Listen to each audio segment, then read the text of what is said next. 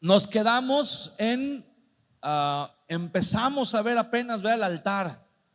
Dijimos, después de la puerta, después de la entrada, ya dijimos, ¿verdad?, que la entrada es, ¿por qué solamente hay una entrada o había una entrada en el tabernáculo? Porque solamente hay una manera de acercarnos al Padre, que es a través de Cristo, a través de Jesús, ¿verdad? No hay otro camino, no hay otra manera de hacerlo, solamente por medio del Señor Jesús. Y después dice en la Biblia, Éxodo capítulo 40, versículo 6, y pondrás el altar del holocausto delante de la entrada del tabernáculo de la tienda de reunión. Este era el primer paso después de entrar por la puerta. Después de que usted entraba, decía, bueno, ya concluimos que solamente hay una entrada, solamente hay una puerta para entrar en la presencia de Dios, para entrar en esa comunión con Dios, para acercarnos, y es por medio de Jesús. Entonces, una vez que pasamos por la puerta, nos encontramos con el altar. Tenemos aquí unas imágenes del altar para que usted se dé una idea de cómo era, y tiene sus medidas. Ahí están: Éxodo capítulo 27 del 1 al 8 y capítulo 40 en los versículos 6, 10 y 29. Ahorita vamos a leer ahí en Éxodo 27, pero eso es para que usted se dé una idea de cómo era el tabernáculo. El altar que estaba en el tabernáculo tenía una forma rectangular y estaba cubierto, era de bronce. Era, para que usted se pueda dar una idea, era más o menos como un asador gigante. Un asador, ¿verdad? Si usted ha asado carne, el altar era como un asador, pero gigante, grandote. Hay otra imagen ahí para que veamos y tengamos también una idea de cómo era. Ahí está. Así más o menos creemos que se vería el altar dentro del tabernáculo ardiendo. Ese altar es el que dice en Levítico capítulo 6 que el fuego del altar no debía apagarse nunca. Siempre los sacerdotes tenían que poner leña en el altar para que hubiera fuego. Nunca se tenía que apagar el fuego del altar. Entonces, la palabra hebrea para altar es sabak, que significa matar o matadero. Y la palabra holocausto significa algo que es elevado, como escalones. Así como Cristo fue elevado en el Calvario, colgado en la cruz. Lo primero que encontraban los sacerdotes cuando entraban en el tabernáculo, después de pasar por la puerta, lo primero que encontraban era el altar. Y el altar literalmente significa matadero. Es en donde la gente, en donde el sacerdote traía los animales que la gente llevaba para sacrificar. Entonces, lo primero que vemos cuando entramos en el tabernáculo es que Dios nos presenta, ¿verdad? Si ahorita pudiéramos entrar al tabernáculo, lo primero que nos encontraríamos sería el altar de bronce. Y esto inmediatamente vendría a nuestro pensamiento la idea de un sacrificio. No podemos brincarnos el altar, no podemos pasar por alto el altar, porque el altar representa el sacrificio. Y así como no hay otra manera de entrar a la presencia de Dios más que a través de Cristo, así también no habría esa oportunidad de poder reconciliarnos con Dios si no fuera por el sacrificio de Cristo. Cuando el sacerdote entraba, en el tabernáculo y veía el altar, inmediatamente no podía desligarse de esa idea de que había que sacrificar. ¿Por qué había que sacrificar? Acuérdese que el hombre, el ser humano, estábamos completamente separados de Dios, lejos de Dios por causa del pecado. El pecado había hecho una separación, ¿verdad? Dice Isaías 59, ha hecho una brecha, una separación entre Dios y nosotros. No había manera para que el ser humano pudiera acercarse al Señor sino por medio de un sacrificio. No podía ser de otra manera. Cuando Adán y Eva pecaron, dice la Biblia que ellos intentaron cubrirse con hojas, con las hojas que cortaron en el huerto del Edén. Intentaron cubrir porque se dieron cuenta que estaban desnudos. Pero cuando Dios los llamó, cuando Dios los exhortó, dice la Biblia que Dios los vistió con pieles de animales.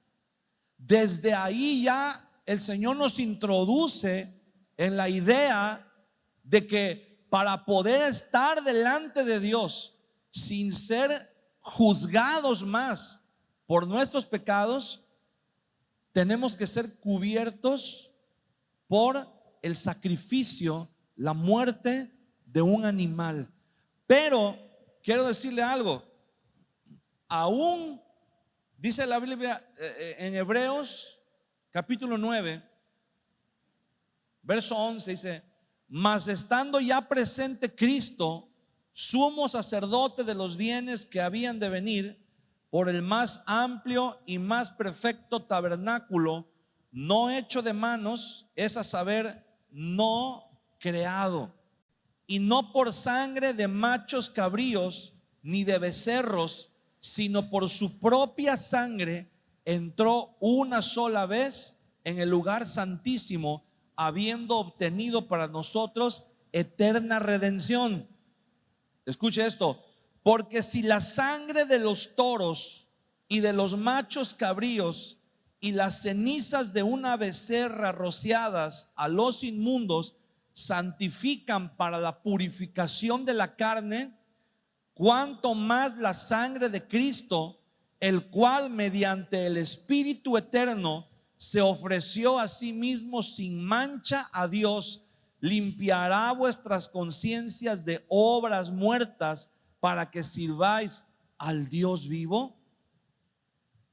Aquí la palabra de Dios nos está enseñando, nos está diciendo que en el Antiguo Testamento la sangre de los machos cabríos, de los becerros, se usaba para purificar.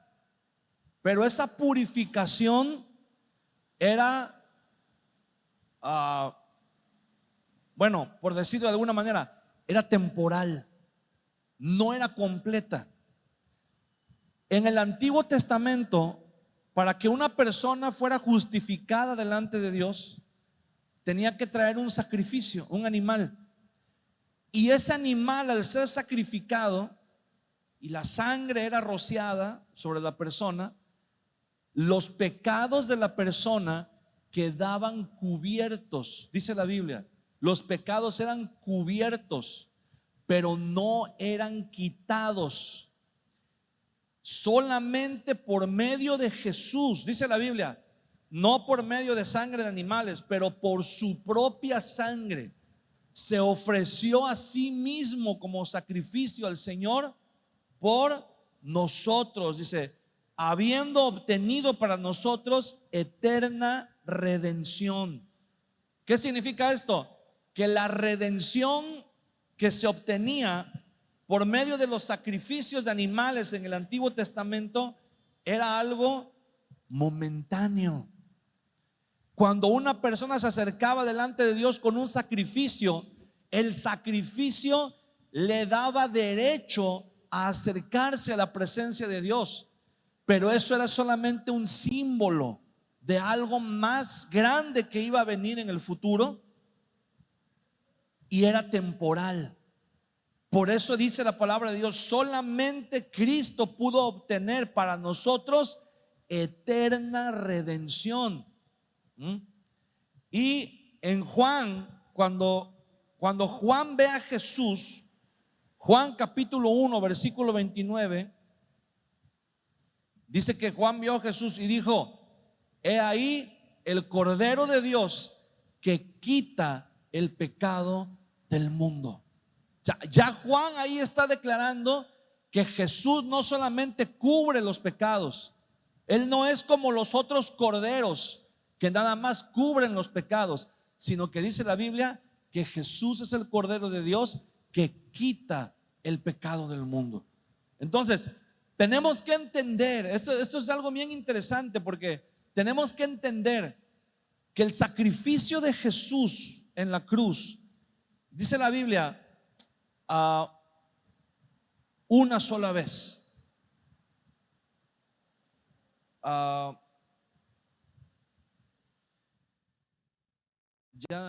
Ya perdí aquí donde dice que una sola vez, pero ok. Dice,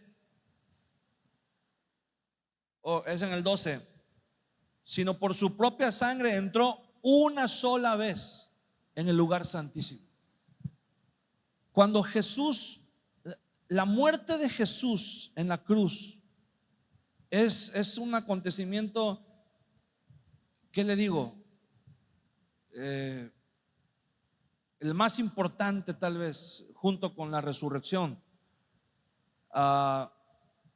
En la muerte de Jesús podemos encontrar, no nos alcanzaría el tiempo para todo lo que representó, todas las profecías que se cumplieron, toda la justicia que se cumplió en la cruz de Jesús. Pero hay algo muy importante. Hay una doctrina que nosotros como iglesia cristiana creemos, que es la doctrina de la justificación por fe. Cuando nosotros depositamos nuestra fe en el Señor Jesús, el sacrificio de Jesús nos cuenta a nosotros como justificación. ¿Qué significa esto?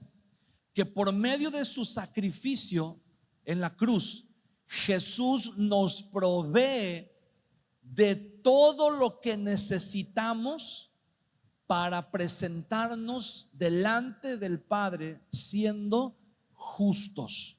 La palabra justo significa llenar la medida del requerimiento de Dios. O sea, estar a la altura de lo que Dios requiere. Hermano, naturalmente ninguno de nosotros podíamos estar a la altura del requerimiento de Dios. Nadie, no podíamos llenar esa altura, ese requerimiento. Nos quedábamos muy cortos. No había manera. Sacrificando animales y presentándolos delante de Dios, la sangre de los animales nos proveía por un momento de un poco de justicia. Pero cuando Jesús muere en la cruz del Calvario, la justificación, el Señor nos presenta justos delante del Padre cuando nosotros creemos en Él. Por eso dice el apóstol Pablo que tenemos que usar la coraza de justicia. Eso es algo muy importante. La armadura del Señor es algo muy importante. La coraza de justicia, ¿sabe por qué?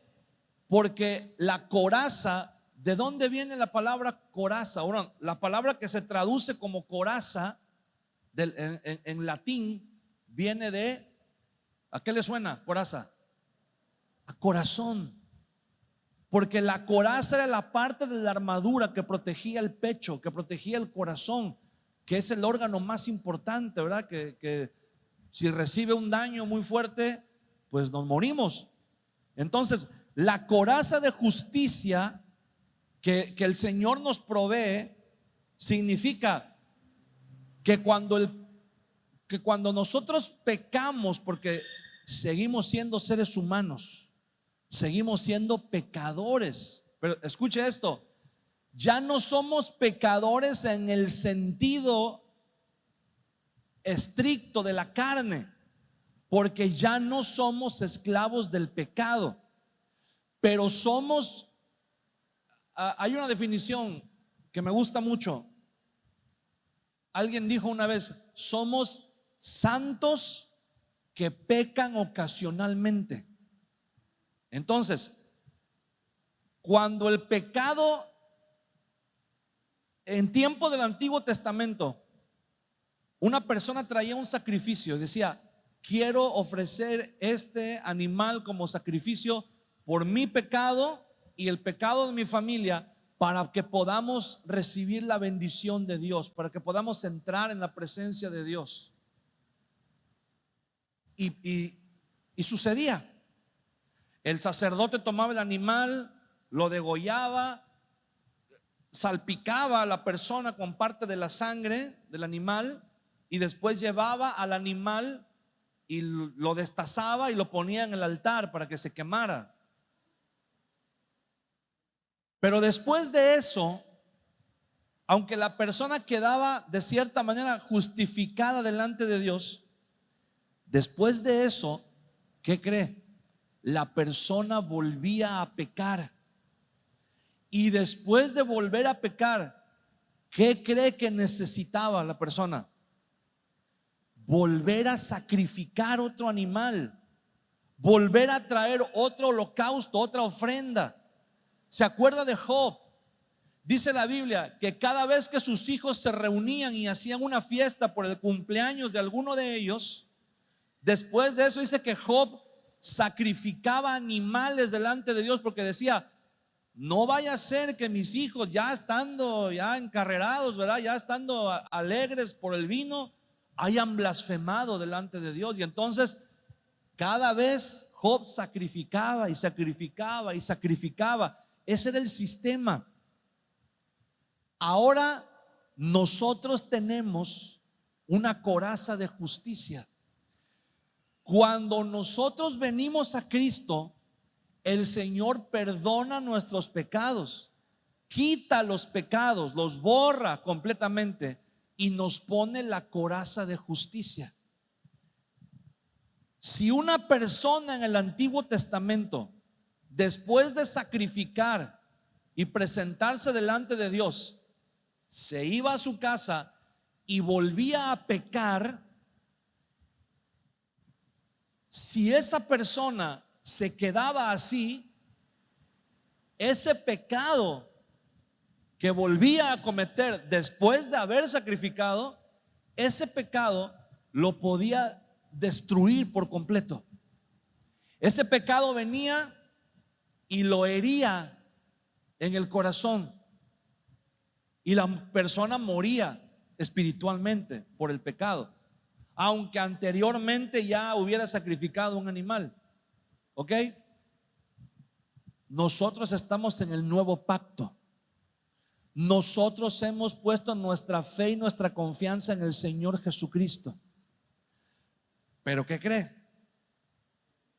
Volvemos a pecar.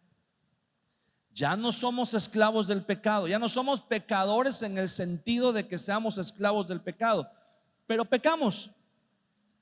¿Pero qué cree? Cuando usted y yo pecamos, que de repente por ahí, ¿verdad?, nos dejamos llevar y la regamos, pero delante de Dios tenemos puesta una coraza, y ese pecado que volvemos a cometer no nos puede matar, porque nuestro corazón está protegido por la coraza de justicia. Hemos sido declarados justos delante de Dios, y lo único que tenemos que hacer es, como Moisés en el desierto, dice que las serpientes venían y mordían a la gente y la gente se moría, pero Moisés, por instrucciones de Dios, levantó una serpiente de bronce, y dice que cuando las serpientes mordían a la gente, lo único que la gente tenía que hacer era voltear a ver a la serpiente de bronce y ya no morían. Entonces, cuando nosotros pecamos, Lo que tenemos que hacer es volver otra vez nuestros ojos al Señor Jesús. Venir y decir: Señor, perdóname, la regué, bajé la guardia, me descuidé, pequé otra vez, pero otra vez aquí estoy, porque tengo la coraza de justicia. Amén. Tenemos la coraza de justicia. Entonces, el sacrificio de Jesús en la cruz, escuche bien esto, cuando Jesús dice consumado es,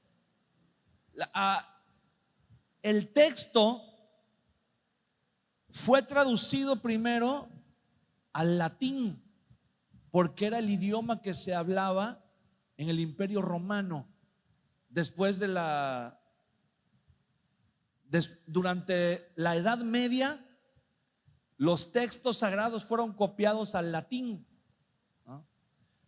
Pero cuando vienen las cruzadas, muchos nobles de Europa viajan a Tierra Santa y tienen contacto con las escrituras en su idioma original, que es el griego, y se dan cuenta que durante muchos años el texto, cuando Jesús expira en la cruz, el traducido al latín, el texto, las palabras que están escritas, dice consumatum est, que significa la obra está terminada, ¿no? Pero es como cuando usted va a su trabajo. Usted va a su trabajo todos los días y cuando llega la hora de salida, usted dice: ya terminé. Y ya terminó su trabajo, ¿va? Y usted se va a su casa a descansar, pero al día siguiente vuelve y continúa trabajando, ¿no? Eso significa, la palabra consumado es, en el latín, significa una tarea que está terminada. Pero en el idioma griego, la palabra que se tradujo como, o la expresión que se tradujo como consumado es una expresión, una palabra griega, es la palabra tetelestai, que no solamente significa está terminado, también significa está completo.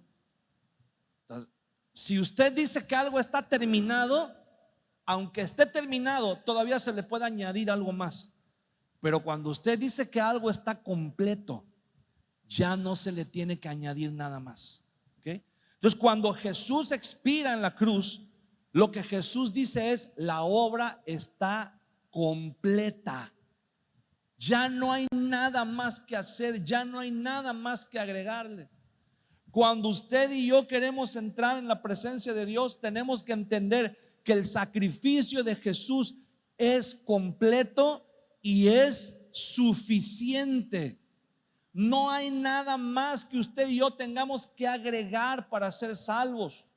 No hay una cuota que usted tenga que completar, ni en dinero, ni en trabajo, ni en tiempo de oración, ni en tiempo de leer la Biblia. Esas son cosas que hacemos por amor, no para completar nuestra salvación, porque nuestra salvación está completa. Amén. Nuestra salvación está terminada, ya no hay nada que agregarle. Hay un montón de videos que circulan en internet. El otro día estaba escuchando un video de una señora que estaba hablando y decía: Jesús en la cruz ganó el 70% de la salvación y el otro 30% lo tenemos que ganar nosotros, diezmando, ofrendando, ¿verdad?, haciendo tales o cuales cosas. Eso es una mentira diabólica. La obra de Jesús en la cruz quedó completa y es suficiente para salvarnos. Mire, ¿usted cree que Dios, sinceramente, usted cree que el Señor, cuando usted y yo venimos delante de la presencia de Dios, y no sé si usted ha escuchado gente que dice: es que si yo voy a la iglesia, cuando yo ponga un pie dentro de la iglesia se quema, porque dice: o es que soy tan pecador, es que soy tan malo, es que soy nombre, es que a mí ni el diablo me quería, ¿verdad? Ni nombre, esta verdad. Y así como que, ay, bájale, ¿no? Bájale tantito, bájale 2 rayitas. ¿Tú crees que Dios te va a ver y vas a decir, ¡hala, qué pecador! No, ese sí se voló la barda, ese sí se...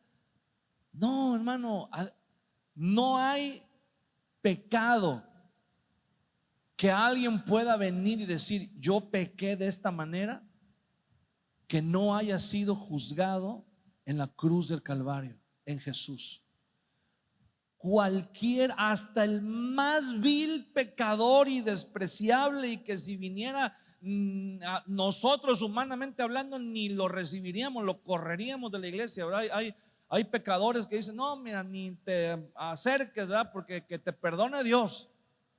Bueno, pudiera ser, ¿verdad? Humanamente hablando, a veces decimos, no, pero es que me acuerdo que una vez estábamos viendo las noticias y habían varias personas ahí y dieron una noticia que habían atrapado a un delincuente muy, muy famoso, muy malo. Y entonces una persona que estaba ahí era cristiano y dice, pero lo que más coraje me da, dice, es que esta persona se pasó años robando, matando, haciéndose rico y disfrutando las riquezas, ¿verdad?, del mundo y todo. Dice, y lo que más coraje me da, dice, es que lo van a meter a la cárcel y en la cárcel le van a predicar de Cristo, se va a convertir y se va a terminar yendo al cielo. Dice, y todo lo malo que hizo y todo. ¿Qué? Dice, no, hombre. Dice, esas personas ni les deberían de predicar. Dice, ni deberían tener salvación, ni deberían de alcanzar y le dije, y quiero decirle algo, yo en lo personal opinaba parecido. Yo en lo personal, si Dios me pidiera mi opinión a mí y me dijera, ¿cómo ves ¿Le damos chance o no le damos chance? Si Dios me pidiera mi opinión, yo le diría, Señor, yo digo que no. Pero como Dios no nos pide opinión, la Biblia dice, ¿verdad?, que el que viene a Él no le echa fuera. La Biblia dice que Él no hace acepción de personas. Dios no discrimina. Puede ser el pecador más. Eso sí, si alguien pecó, infringió las leyes y todo, pues se va a tener que enfrentar a la justicia de este mundo, ¿verdad? Pero delante de los hombres a lo mejor lo mandan al paredón o lo mandan a la silla eléctrica o lo mandan no sé dónde, pero delante del Señor, si esa persona se arrepintió de todo corazón y le entregó su vida al Señor Jesús, esa persona es salva. Porque la redención del Señor, quiero decirles esto, o alcanza para todos o no alcanza para nadie. Porque todos somos pecadores, hermano. Todos pecamos. Dice el apóstol Pablo, aunque guardes toda la ley, pero si quebrantas un solo mandamiento, te haces culpable de todos los demás también, como si hubieras quebrantado todos los mandamientos. Entonces no podemos clasificar y decir, ay, pues yo soy pecador, pero de esos pecadores light, ¿verdad? Yo sí era malo, pero no tan malo. Y no, pero fulano de tal, ese sí era malo, ¿verdad? Ese sí no tiene perdón de Dios. Bueno, la Biblia dice todo lo contrario. Por eso es importante, ¿verdad?, que nosotros, así como el Señor dice que de tal manera amó al mundo que envió a su Hijo unigénito y lo entregó en sacrificio por nosotros. Ahora la pregunta es, la salvación ya está completa, ¿no? Ya no necesitamos agregar nada. Pero ahora la pregunta es, ¿qué estamos dispuestos nosotros a sacrificar por el Señor? Por amor, no por salvación. Acuérdese, la salvación ya está completa, pero por amor a Dios y en respuesta a ese amor que Dios nos da, ¿qué estamos dispuestos nosotros a sacrificar para el Señor? El altar nos habla de sacrificios. El altar nos habla, ¿verdad?, de dar algo que nos va a doler. El altar nos habla de sacrificar. Eso significa la palabra altar, significa matar, sacrificar. ¿Qué estás dispuesto a sacrificar? Amamos a Dios, pero mira, la Biblia dice, de tal manera amó Dios al mundo que dio a su Hijo. No podemos decir, si usted dice que ama a su esposa pero no le da el gasto, ¿será amor? Si usted dice que ama a sus hijos pero no les compra zapatos y no suple sus necesidades, ¿verdad? El amor es bonito cuando se declara, ¿verdad? Pero el amor se tiene que demostrar, ¿verdad? Las acciones, los hechos hablan de amor. Entonces, ¿qué está usted dispuesto? ¿Qué estamos dispuestos nosotros a sacrificar? Porque decimos que amamos a Dios, pero nos dicen, hay que venir a la velada de oración, sacrifica unas horas de sueño. ¿Y qué decimos? Ay, estoy muy cansado. Pues precisamente por eso es, porque es un sacrificio. Hermano, es que yo amo a Dios, ok, y estás dispuesto a sacrificar de tu tiempo, estás dispuesto a sacrificar de tus fuerzas, estás dispuesto a sacrificar de tus finanzas, ¿ah? Estás dispuesto a decir, Señor, yo te voy a dar de mi tiempo, yo te voy a dar de mis fuerzas, yo te voy a dar porque te amo y quiero sacrificar para ti. El altar habla de sacrificio, habla de entrega, habla de dar. Así como Dios, dice la Biblia, que Él nos amó, Él amó al mundo y dio a su Hijo unigénito, ¿verdad? Así nosotros tenemos que aprender a dar. El sacrificio de Jesús es el nuevo pacto del que el Señor habló en el libro de Jeremías capítulo 31. Vamos a ver qué dice Jeremías 31.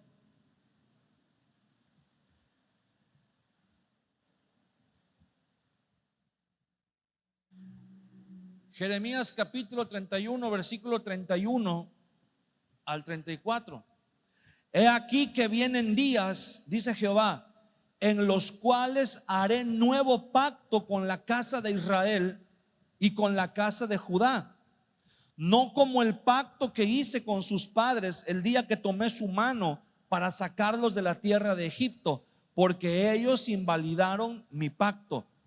Porque dice, aunque fui yo un marido para ellos, dice Jehová, pero este es el pacto que haré con la casa de Israel después de aquellos, dice Jehová. Daré mi ley en su mente y la escribiré en su corazón, y no seré y yo seré a ellos por Dios y ellos me serán por pueblo. Y no enseñará más ninguno a su prójimo ni ninguno a su hermano diciendo, conoce a Jehová, porque todos me conocerán, desde el más pequeño de ellos hasta el más grande, dice Jehová, porque perdonaré la maldad de ellos y no me acordaré más de su pecado. Ese es el nuevo pacto que dice el Señor a Jeremías. Voy a hacer un nuevo pacto con ellos. Y ya no, dice, la ley ya no va a estar escrita en tablas, pero ahora va a estar escrita en sus corazones. Y ahora yo, dice, voy a estar con ellos en sus corazones, de tal manera, dice, que desde el más pequeño hasta el más grande, todos me van a conocer. Es lo que el Señor le dice a Jeremías, ¿verdad? Y ese nuevo pacto es el pacto que nuestro Señor Jesucristo viene a inaugurar. Ahí en Hebreos capítulo 8,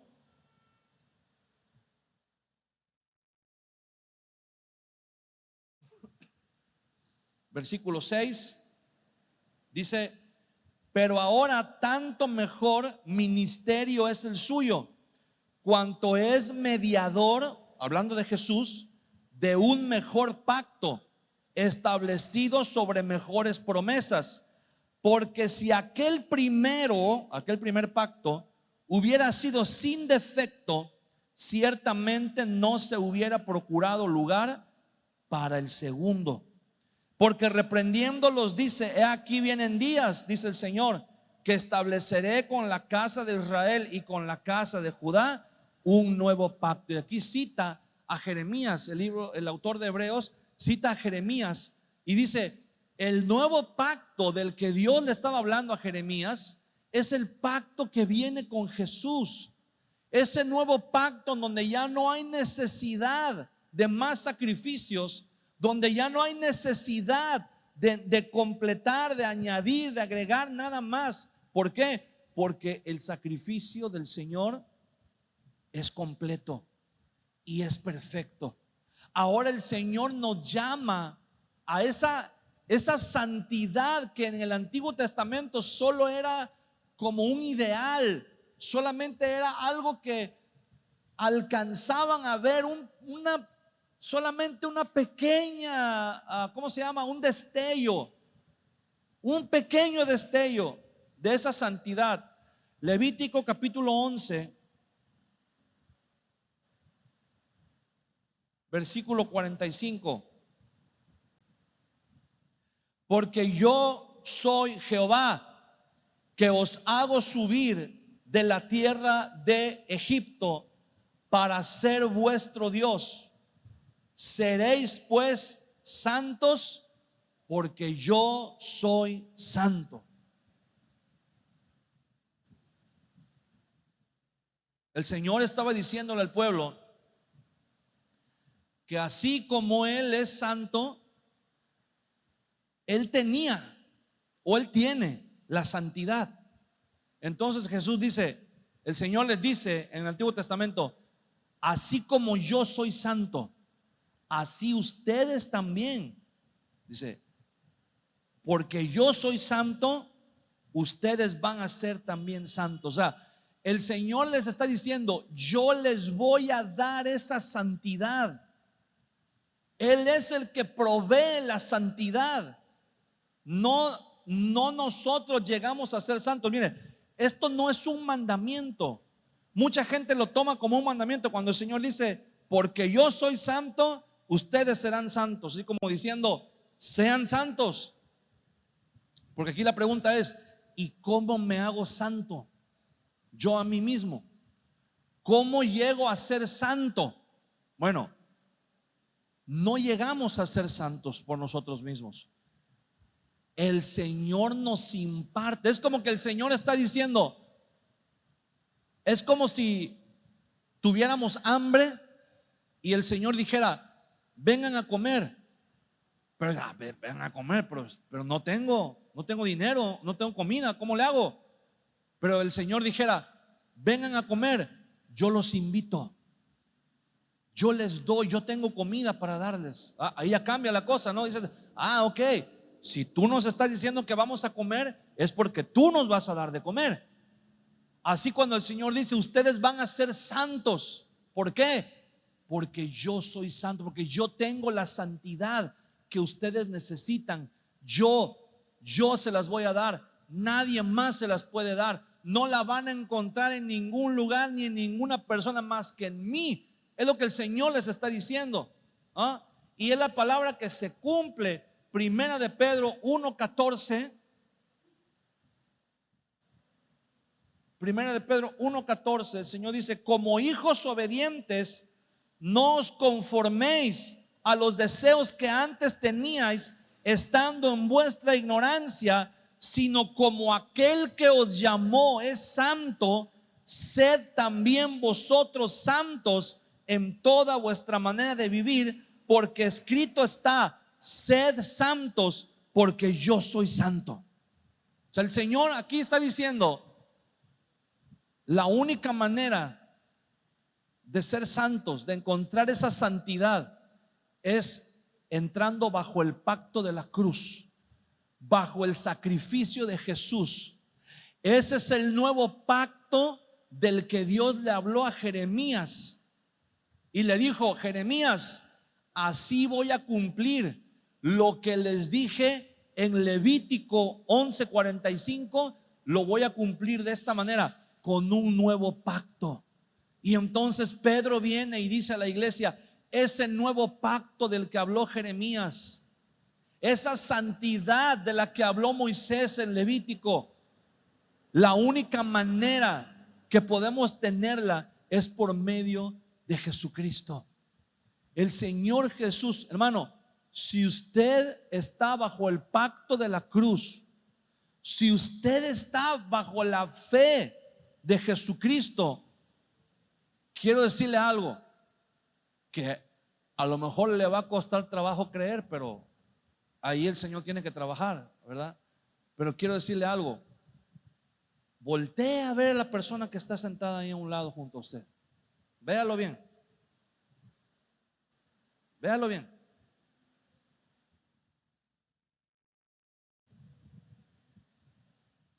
¿Qué cree? Está usted sentado junto a un santo.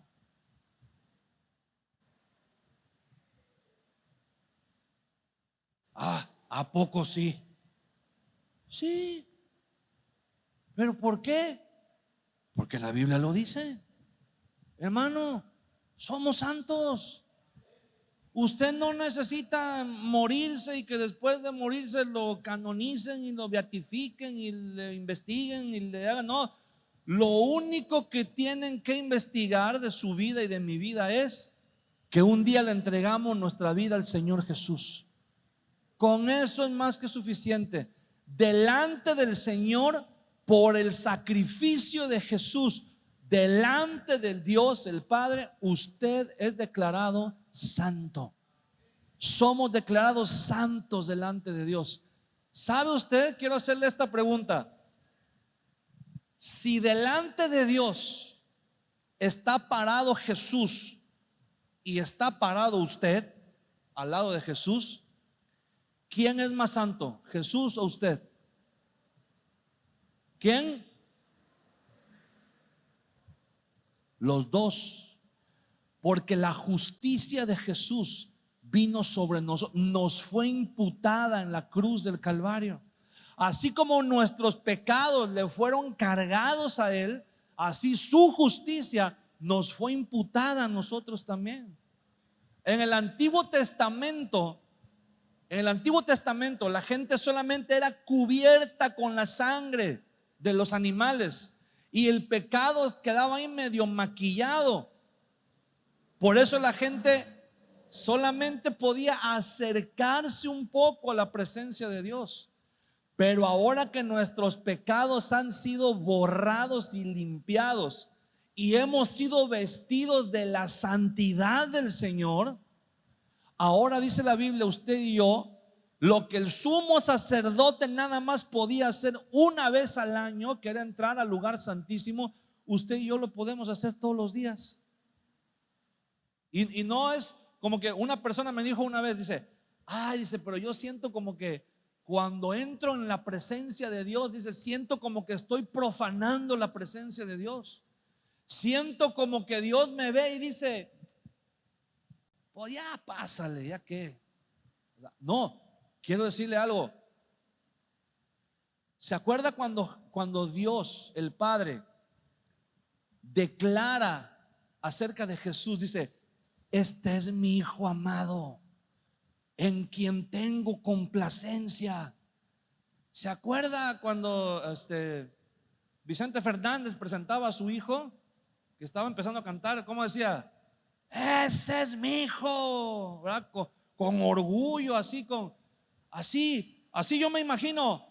Cuando usted y yo entramos en la presencia de Dios, así yo me imagino que el Señor se pone de pie y dice, este es mi hijo, mira, ya llegó, y recíbanlo, ¿verdad? Y pone ahí a los ángeles a chambear, porque dice, entró un hijo mío aquí en mi presencia, ¿verdad? No es que Dios diga, ya vino ahí, mira cómo ven todo. No, porque entramos vestidos de santidad, de la santidad que Jesús nos dio por medio de su sacrificio en la cruz del Calvario. Entonces, cuando usted llega, hablando de manera simbólica, ¿verdad? Cuando usted entra en la presencia de Dios, cuando usted tiene un momento de adoración, un momento de oración, un momento de comunión con el Señor, usted en la presencia de Dios no se tiene que sentir como un extraño, no se tiene que sentir como un invasor.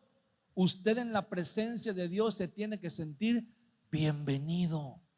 Usted en la presencia de Dios, usted tiene que saber que no hay un lugar en donde lo anhelen, en donde lo esperen y en donde se alegren más cuando usted llega que en la presencia de Dios. Pero cuando usted llega a la presencia de Dios, el Señor lo recibe. El Señor es nuestro papá, y cuando nosotros llegamos, el Señor se alegra, el Señor hace fiesta por nosotros. ¿Por qué? Porque la santidad de Jesús, así como Dios ve a Jesús, de la misma manera nos ve a nosotros. Por eso somos cristianos, porque la palabra cristiano significa un Cristo chiquito, un Cristo pequeñito. Cuando el Señor nos ve, no ve nuestros pecados, ve a Jesús en nosotros. Amén. Eso es lo que implica el sacrificio de Jesús en la cruz del Calvario. Bueno, nos quedan unos minutos más todavía. Lo siguiente, después del altar, después de que el sacerdote hacía toda la liturgia correspondiente en el altar, el siguiente paso a donde el sacerdote, el siguiente lugar a donde el sacerdote se dirigía era a la fuente de bronce, que no era en realidad una fuente porque no brotaba agua. Más bien, la traducción correcta es el lavatorio o el lavacro. Aquí tenemos unas imágenes también, me parece una imagen del lavatorio. Ahí está. Así se vería el lavatorio. Era como un recipiente, bueno, era un recipiente de agua grande, ¿verdad? Hecho de bronce también, pero tenía una particularidad. Estaba hecho de un material, era bronce, era latón de bronce, pero era el mismo material con el que se hacían los espejos. En la antigüedad no existían los espejos que nosotros conocemos el día de hoy. Los espejos que usaban en aquellos tiempos eran láminas de bronce muy pulidas. Las pulían de tal manera que una persona podía reflejarse, aunque el reflejo era defectuoso, ¿verdad? Pero había una manera como la gente podía obtener un reflejo muy fiel de sí mismo, y era precisamente usando un recipiente grande de bronce como el que está ahí en la imagen, llenándolo de agua. Cuando ese lavatorio se llenaba de agua, el sacerdote venía y se asomaba, y ese lavatorio, hermano, era un espejo donde el sacerdote se veía y veía su realidad. Se veía a sí mismo todo despeinado, todo sucio, lleno del carbón, de la leña que había estado manipulando en el altar, y sobre todo veía la sangre rociada sobre sí mismo, la sangre de los sacrificios que había sido rociada sobre sí mismo. Y entonces, cuando el sacerdote se veía, lo siguiente que hacía era tomar agua de ahí, de ese lavatorio, para limpiarse, para lavarse. Y eso nos enseña, hermano, que delante de Dios siempre tenemos que estar puros. Siempre tenemos que mantenernos puros. Y mire, estamos en el mundo, y el mundo siempre va a tratar de contaminarnos. Siempre, hermano, el mundo va a tratar y va a hacer hasta lo imposible por contaminarnos. Todo, no hay nada en este mundo que no sea contaminable. Que un lugar que podríamos decir que es el lugar más cuidado en cuanto a pureza. No sé si alguna vez a usted le ha tocado entrar a un quirófano. Bueno, el quirófano tiene que estar completamente esterilizado, porque si hay alguna bacteria o alguna suciedad, alguna contaminación, la persona a la que están operando pues se puede contaminar, se puede infectar, puede contraer una bacteria, un virus, y pues puede tener ahí una complicación muy fuerte. Entonces, ¿cómo entran los doctores cuando entran a un quirófano? Primero se tienen que sanitizar, después se tienen que poner una ropa especial, se cubren el cabello, se cubren, ¿verdad? Se ponen el famoso cubrebocas o una mascarilla, guantes, se cubren los zapatos, tienen unos zapatos especiales, pero aparte se cubren los zapatos. ¿Por qué? Porque ese lugar que está completamente esterilizado se puede contaminar. Todo en este mundo, hermano, todo, absolutamente todo, se puede contaminar, se puede ensuciar, se puede corromper. Y el mundo va a intentar contaminarnos. El mundo va a intentar corrompernos. Y tenemos que ser capaces de darnos cuenta, porque el sacrificio de Jesús es una obra completa, como dijimos, y la salvación ya no tenemos que agregarle nada, pero estamos en un proceso que se llama la santificación. La santificación tiene tres partes. Cuando llegamos a Cristo, somos santificados. Mientras estamos en Cristo, estamos siendo santificados.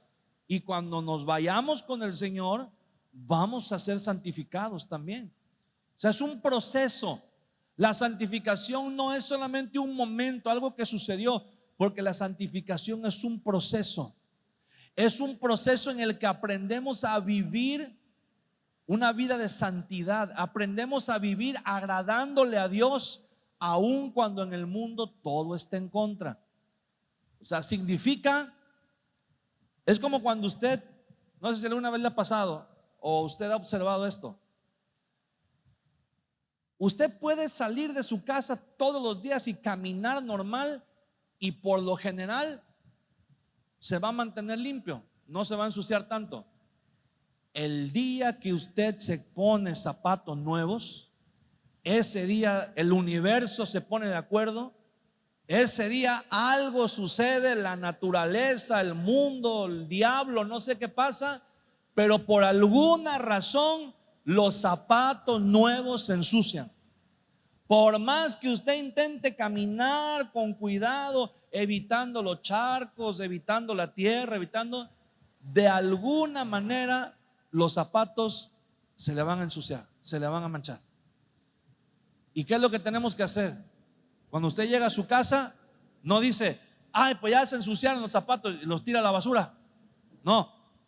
¿Qué hacemos? Agarra usted un trapito, ¿verdad?, y limpia los zapatos, para que al día siguiente, cuando usted salga, vuelvan a estar sus zapatos limpios, presentables.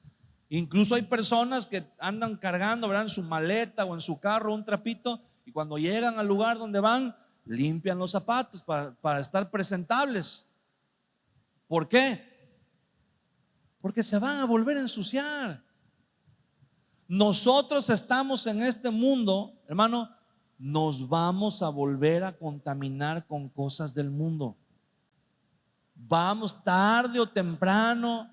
Si usted está en su trabajo y usted está buscando del Señor, pero sus compañeros de trabajo hablan, ¿verdad?, y dicen un montón de groserías, majaderías, albures, dobles sentidos y todo, quiera o no, en el subconsciente se va quedando. Y de repente, cuando usted menos se lo espere, a lo mejor se le sale una mala palabra, o a lo mejor en el coraje, ¿verdad?, siente usted deseos de ahorcar a alguien, o no sé, algo, de alguna manera nos contaminamos en el mundo. O de repente, ¿cuántas veces no ha pasado que está usted en el celular viendo Facebook o viendo Instagram o alguna red social, y usted está pasando videos y videos, y de repente aparece una imagen o un video ahí medio cochino y dice uno: ¿por qué? Si yo estoy tranquilo, si yo estoy viendo, ¿por qué me aparecen esas cosas? Porque estamos en el mundo, hermano. Estamos en el mundo. Entonces, el mundo siempre va a intentar contaminarnos. ¿Qué es lo que tenemos que hacer? Ir delante del Señor y decir: Señor, ayúdame. Esto que a lo mejor el día de hoy me salpiqué, me contaminé, a lo mejor el día de hoy me dejé llevar, me resbalé, me tropecé, pero usted llega a su casa y dice: Señor, perdóname, y el día de mañana voy a volver a salir de mi casa con la firme disposición de ser un testimonio tuyo, de ser un testimonio para tu gloria. Y vuelve usted otra vez, ¿verdad? Que eso se llama santificación. Cuando usted llega delante del Señor y dice: Señor, perdóname, la regué, dije esto, pensé esto, hice esto, perdóname. Y uno se vuelve a limpiar, ¿por qué? Porque vamos a la Biblia. Dice, ya por último, quiero leer Santiago capítulo 1,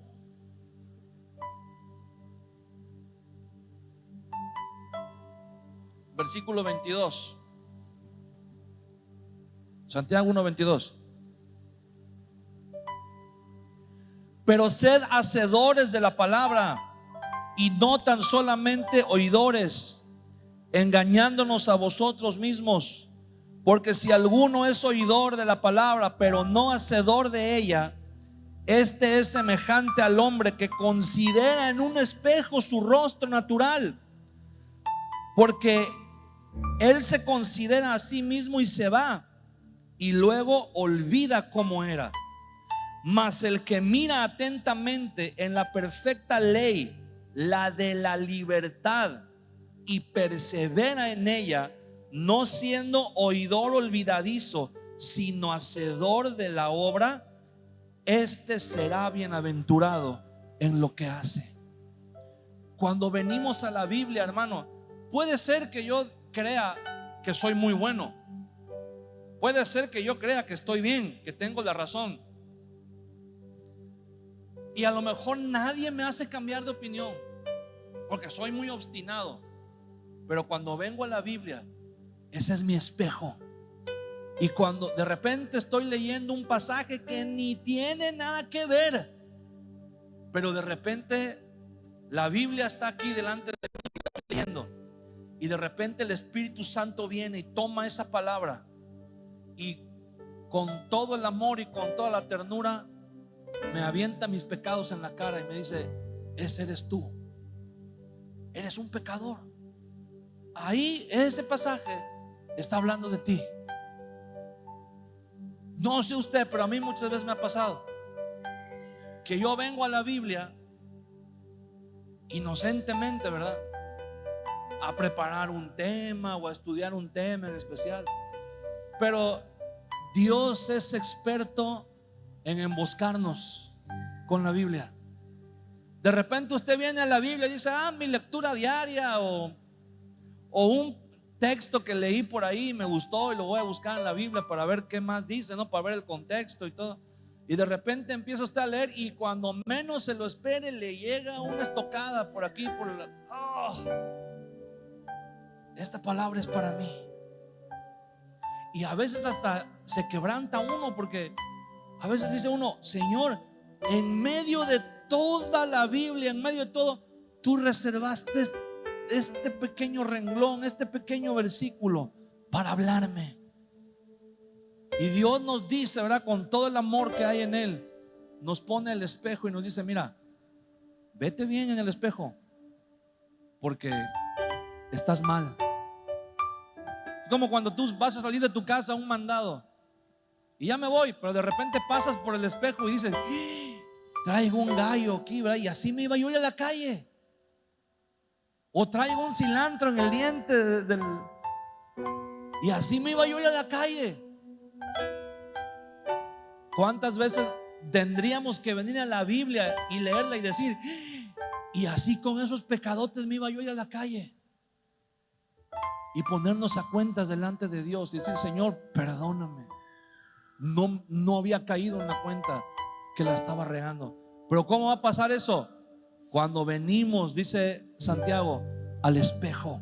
Así como el sacerdote venía al lavatorio de bronce y se veía y decía, este soy yo.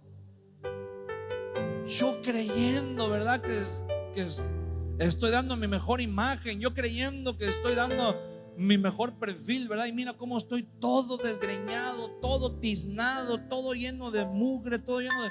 Y nos damos cuenta que necesitamos, Señor, necesito ser limpiado. Yo creía que estaba muy bien, pero después de escuchar una predicación, después de escuchar una alabanza, después de leer una pequeña reflexión ahí, ahora me doy cuenta que necesito, Señor, necesito ser limpiado. Y ahí es donde decimos, Espíritu Santo, no me dejes, porque tantito me dejas y me voy. Tantito me dejas y se me olvida de dónde me rescataste. Tantito me aparto y se me olvida de dónde me sacaste, Señor. Por eso es necesario que siempre vengamos a la palabra y al Espíritu, que es nuestro espejo. Amén. Póngase de pie conmigo un momento.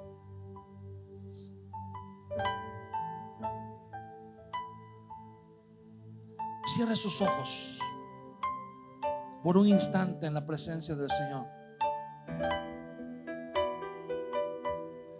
Señor, necesitamos más de ti. Necesitamos, Espíritu Santo, gracias, porque Jesús, el Señor Jesús, es el mediador del nuevo pacto. Es el que se ofreció como sacrificio perfecto. Pero después de que Él resucitó y ascendió al cielo, tú descendiste, Señor, porque tú eres la promesa. Espíritu Santo, tú eres. Jesús es Dios con nosotros. Él fue Dios con nosotros, pero tú eres Dios en nosotros. Espíritu Santo, haznos ver nuestra verdadera condición por medio de tu palabra, por medio de tu amor, por medio de tu obra. No permitas que nunca se nos olvide que si estamos aquí es por el sacrificio de Jesús. Que el sacrificio de Jesús es suficiente, Señor. Pero aún así nosotros tenemos cosas que tenemos que sacrificar, que tenemos que entregar en tu altar, Señor. Así como Abraham estuvo dispuesto a entregar a su hijo, a quien más amaba, así nosotros tenemos que estar dispuestos a entregarte aún nuestra vida, Señor, por amor a ti. Y Señor, te pedimos, no permitas que nunca se nos olvide, Señor. No permitas que nunca se nos olvide de dónde nos has sacado, ni la condición en la que nos has traído, Señor. Queremos siempre estar delante de ti, pidiéndote, Señor, llévanos a esa santidad, llévanos a esa purificación, llévanos a estar delante de tu presencia, Señor. Levanta tus manos un momento delante de la presencia del Señor. Vamos a adorar a Dios por un momento. Vamos a tomarnos unos minutos para adorar al Señor, para decirle: Señor, eso que tú hiciste en el Antiguo Testamento era solamente una sombra, era solamente una muestra, una guía que tenía que traernos hasta Cristo.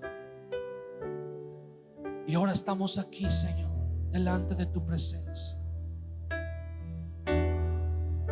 Ahora estamos aquí, Señor. Queremos decirte, Señor, con todo nuestro corazón: Espíritu Santo, ven y llénanos, Señor. Ven y muéstranos cuáles son las áreas en las que tenemos que ser purificados. Ven y descubre, Señor, los pecados que hemos tratado de maquillar, que hemos tratado de disimular por tanto tiempo, Señor. Muéstranos en el espejo de tu palabra quiénes somos en realidad, para que venga a nosotros convicción de pecado, para que sintamos la necesidad de arrepentirnos, Señor, y enderezar nuestros pasos. En el nombre de Jesús, Señor. En el nombre de Jesús. Límpianos cada día, Espíritu Santo. Santifícanos, Señor, cada día. Impártenos esa santidad que solamente podemos encontrar en ti. En el nombre de Jesús te damos las gracias. Amén.